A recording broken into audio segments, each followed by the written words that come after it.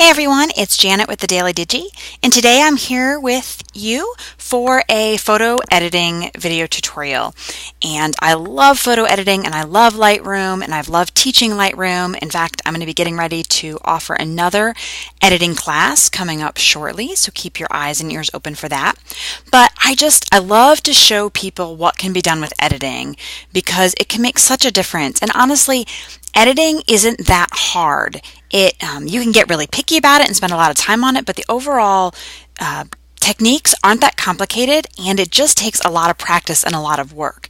And I love to show people what you can do because sometimes just seeing it happen, even if you don't quite remember what it was they did, you do remember, hey, I know they did that, so I know it's possible. So we're just going to hop into Lightroom here, and I am desperately behind on my editing, which is so ironic because once I started teaching the Watch Me Edit Lightroom classes, the whole point was because for the last 4 years, I had not once been behind on my editing. And then as life would have it, some things happened in November, December, and now I'm behind. So I'm still tackling our trip to Florida. And I came across this photo, which I love. It was early in the morning though, and my camera had been in our camper with the air conditioning. And then we went out to the beach and it was quite warm. Plus there was just a little bit of fog in the sky. And so my photo of my son chasing the seagulls looks just kind of like this. It's very washed out, it's very hazy, and I think there's a lot more that I can do with it. Okay, so I'm just going to take you through the editing process and you can kind of see what it is that I do. Every photo is different, so there is no one size fits all.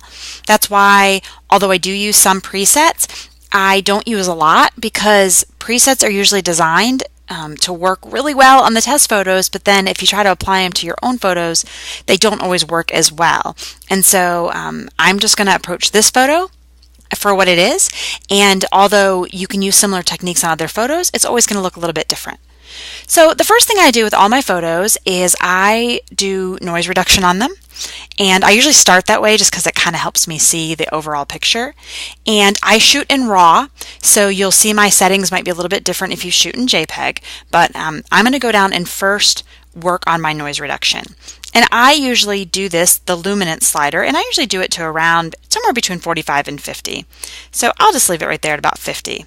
I just like to start there to get my photo. And if you zoom in, I'm going to let you see without that noise reduction.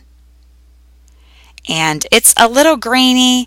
You can see it if you zoom in. You've got a lot of digital noise here, where if I add the noise reduction, it just smooths it out a little bit. Okay, so that's the first thing I'm going to do. Now, the next thing that I see overall in this picture is that it's very hazy. The exposure is actually okay, but there's definitely a haze there due to the temperature difference of my camera and the outside air. So in the later versions of Lightroom, they have this great new tool called the dehaze tool, and you'll find it all the way down at the bottom. And I'm not really quite sure why, because a lot of people will edit from their panel starting from top to bottom, but the dehaze is all the way at the bottom. So if I know I'm going to dehaze, I'll jump down here first, because then I can kind of get a working idea of the rest of the picture. So if I were to go left to the negative zones, I'm going to create even more haze, which there might be photos where that would be what you're actually trying to do. But in this one, there's too much of a haze, and so I am going to bring this up to about there, and we'll see. I may have to come back and adjust it, but at least I'm getting started. So now I'm going to go back up to the top, and I'm going to mostly work from top to bottom on my panels. The first thing that I want to do is I want to warm this up a little bit. It was in the morning and it was at sunrise, and although the sun hadn't completely come up, it definitely was not that blue outside as the photo looks. Cameras have to deal with their white balance, and in this picture I know that the white balance is off because I remember what that morning was like. So I'm just going to add in some warmth. So I'm just going to bring this up to, I don't know, and I do so much by eye, and I'm going to put it in there, maybe around 66, 50, 65. Let's see. Let's go with 6600. We'll call it even in the middle. Okay? So I've just added a little bit of warmth back in, and you can see the before and after. I'm just adding a little bit in. Okay, now I'm going to go down and work on my tone panel. So I'm going to just bump this exposure up just a little bit, not too much. It doesn't need much. I'm going to increase my contrast quite a bit because paired with the dehaze tool, this is going to bring a lot of oomph back into the photo. And I like high contrasty photos. I know it's not everyone's style, but I'm going to go ahead and increase that contrast quite a bit. So I'm actually going to bring that up to about 50. And let me look there. So yeah, so we're bringing back in some detail. And now I want to bring my highlights down because I can see in here I've just got some really bright patches where the sun was hitting the birds because the sun was rising right here over the water. And so I am just going to bring those highlights down quite a bit. Maybe around here, -60 or so. We've lessened the brightness of those. I'm going to bring up my shadows. I just want to kind of get rid of some of these shadows in here. And I'm just going to bring those up about like that. My whites, I'm going to add quite a bit of white to this too to bring back some of that contrast that was there. So I'm going to bring these up and it's going to brighten this up. And so let's do it about 60. I'm going to go back to my before and after and just get a look. You can see that. Okay, so I'm going to my whites and now my blacks. I think I want to bring a little bit of black back in here, but not too much. When I use the auto tone button here, which I do often, I find that Lightroom puts a lot more black in it than I would like. They might bring my blacks all the way down to something like that, and that's just too much for my liking. So I'm going to bring my blacks to maybe about there, and I can adjust later. So now I've got my basic tone panel done, and I'm looking at it, and I can see I've made a lot of progress. The next thing I want to do, just because as I'm looking at this, I want to crop this a little bit. So I'm going to go ahead and crop. I'm going to hit my R key for the crop tool. And I am going to just grab here. And I'm just going to pull it in. I want to keep the same photo ratio. I keep all my photos in the 4:6 ratio. But I'm just going to kind of cut off this extra stuff and move the main part of this photo to over here towards one of these intersecting lines with the rule of thirds. Okay. So that might be a little too much. I'm going to adjust it. Okay. Now I'm going to go up here. So now I'm at presence, and I'm not going to get into all this is, but I'm going to take my clarity and I want to soften this up a little bit. And so I'm going to bring this down, not that much, maybe around about -16, and I make him and do my blacks a little bit more. Okay, so that clarity just kind of softened everything up a little bit, and we're going to go back and add some clarity to some parts. So this is a global clarity adjustment. So now that I'm here, I know from that morning that obviously the water was blue and the sky, it was a tricky morning because over on the left side of the photo, the sun was rising, and so there was a yellow tinge to the sky or to the air. And then over on this side, because it was really at sunrise and the sun wasn't hitting it, there was much more of a bluish tinge. And so I'm just going to try to bring some of that blue back.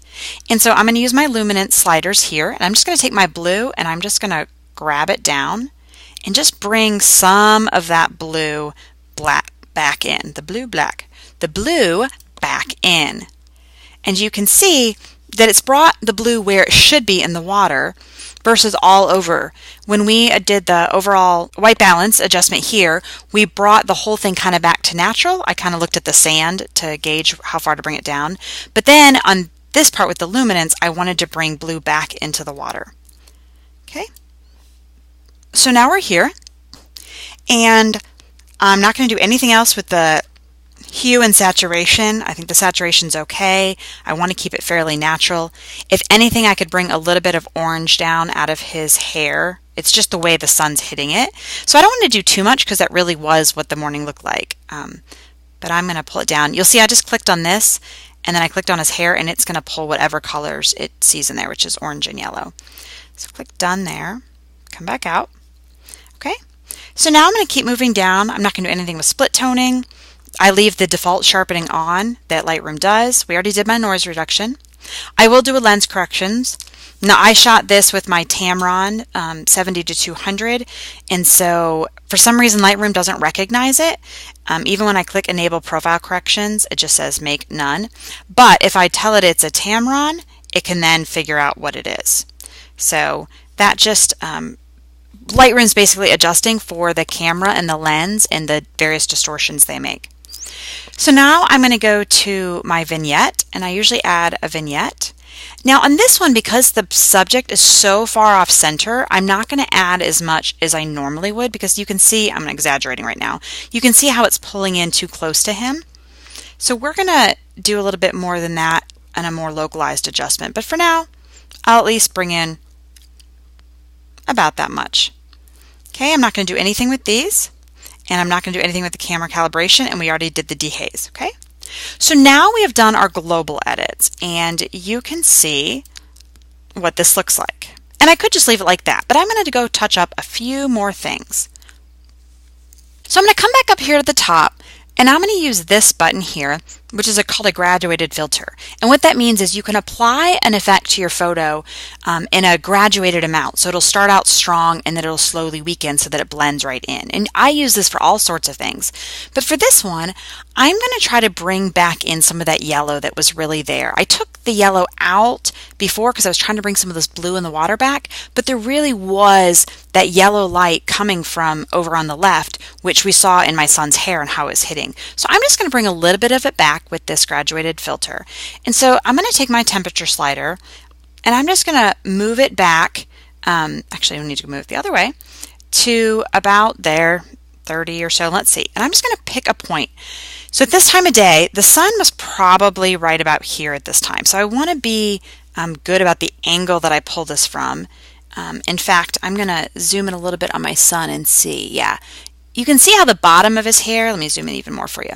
The bottom of his hair has that orange and not as much the top. And that's showing me about the angle where the light was. So the sun was right about here. And so it was just kind of coming up. So I'm going to take this and I'm going to click my mouse and hold down, and then I'm just going to bring this in like that. And can you see how it's brought that yellow in and then has faded it? And so that is much more how the morning looked, because I've got the sun over here and then I've got the bluish over here. So I'm going to click on that again, and I might bring this down a little bit. That might have been a little bit of overkill. Okay, so I'm going to do that. And then I am going to, on this side, bring a little bit of the temperature down and add a little bit more blue back, just to kind of, again, bring it back to how it actually was. Now that's way too much. So I am just going to pull that down just a little bit. Now the last few things I want to do here is I want to bring back a little bit of exposure into this sand. So I'm going to click my brush tool, go to exposure, and I'm just gonna bring this up a little bit. Now that's too much, but I'm going to bring it down. I don't want to do a lot, and I may add a little bit of contrast and maybe even a little bit of temperature to bring it back to like a sand color. Okay, so that's on that one. I just wanted to kind of brighten that up a little bit since there's really no light coming from this bottom right hand side. And then before we had done a -22 on clarity just to soften up the whole picture. Well, now I want to bring a little bit of detail back into these birds and into my sun. So I'm going to click my brush tool again, and I'm just going to hit clarity. And then I'm going to bring this up. It's actually already set at about a +18. So I'm just going to take this with my brush, make my brush just my size, and I'm just going to really loosely rub over where there's birds. And that just brings a little bit of detail back into them.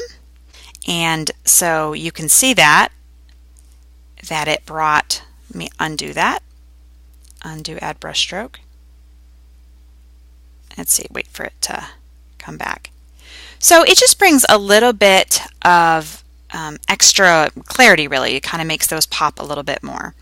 And so I did that on those birds, and now I'm going to run one over my sun, and I'm going to bump that up a little bit more for him because I want to bring the details back in him as well, because that's what the whole image is about. So I'm going to do there. Okay, so we're almost done, and you can see the difference. And this is much more how the morning looked. It was a beautiful morning, and he was chasing the birds. Then the last thing I'm going to do is, you remember I said I didn't want to do a big vignette because of how far over to the right he was, and he would end up getting too dark. So what I'm going to do is do more of like a custom vignette. And I'm going to use this radial filter. This was a graduated one that we used, and now I'm going to a radial one. And I am going to go to exposure, and I am going to bring down, actually I'm going to bring down the exposure, And then I'm going to make a circle around him. Okay. So I don't want him to get too dark, and don't worry, we're going to fix the whole image because it's far too dark. But I just kind of want to protect him a little bit as I add a vignette to the rest of it. So I'm going to bring this back up, and let's see, right about there. Let's see how that looks. Okay, that's okay. And I think I may go down and actually get rid of the vignette that we had put down here, just to bring some life back into that. Okay, so that is it on this photo. And as you can see, a lot got changed, but it wasn't very difficult. And my goal in editing is always to bring the image back to either how it really was when I saw it, and that combined with how I feel in my heart. And so sometimes my editing is a little exaggerated, but that's only because that's actually how I felt in my heart. But this particular morning really was beautiful, and there was a contrast in light, but my cameras are not as good as human eyes, and they can't pick all that up. And so my camera just gave me this washed out blue gray version, whereas this was much more indicative of the morning we were having. So I hope that was helpful. Lightroom is a powerful program, and if you have any questions, feel free to ask me. I'm excited to share more with you about Lightroom.